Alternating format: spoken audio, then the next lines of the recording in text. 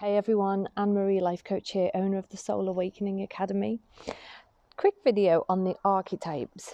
So I've just had a little walk with the dog, and what came to mind we have Leo Sun at the moment.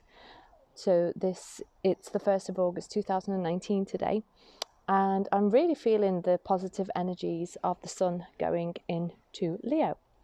My Leo placement is in my first house, which is the self, okay? It's how I present myself to the world, and I'm feeling really empowered with it. It's making me feel quite action orientated. And actually, I was wishing that I felt more like this for most of the year. And it got me thinking about the lion and what it represents. So in the chakra system and in the chakra coaching that I teach with the Soul Awakening method, strength of the lion or courage of the lion lies in your solar plexus. Your solar plexus represents your motivation, your success, your desires. It's where you project your personality out into the world. It's how you want to be perceived. So it's a persona, an archetype that we can create to show the world the version of ourselves that we want them to think we are. It's not necessarily the true self. And it got me thinking about the archetypes that we see on TV, about lions, strength, courage. And the film that came to mind was a really old film called The Wizard of Oz. The Wizard of Oz, where she follows the yellow brick road.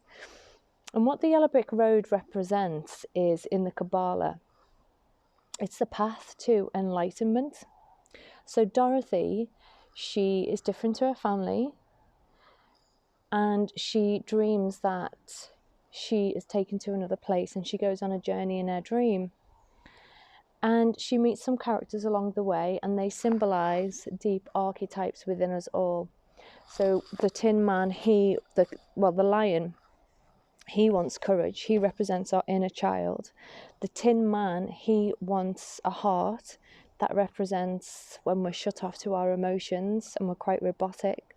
And the Scarecrow needs a brain. So the Scarecrow needs to use his cognition, his conscious thought-thinking brain to help him.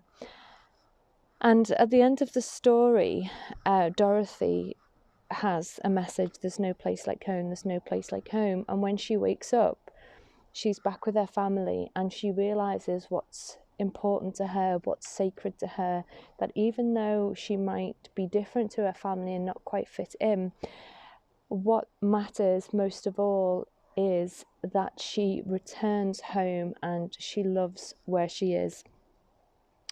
And it's a little bit like the returning of the ego, the returning of the soul. The ego wishes to be something different or somewhere else, and it makes its way, it separates from its kind of connection to self or spiritual self, and it goes off on a journey, wanting more, thinking the grass is greener.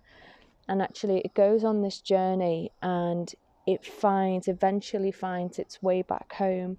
And by finding its way back home, it's gone on a journey of enlightenment, and some deep realizations and some home truths are brought to us in this way.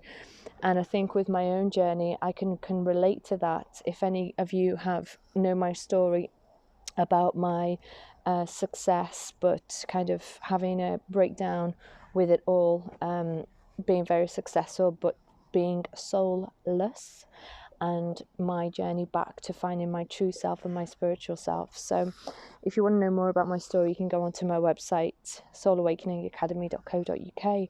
So just thought I'd share that with you. If any of you guys can relate to any other archetype stories, I'd love to hear them. Take care for now. Bye bye.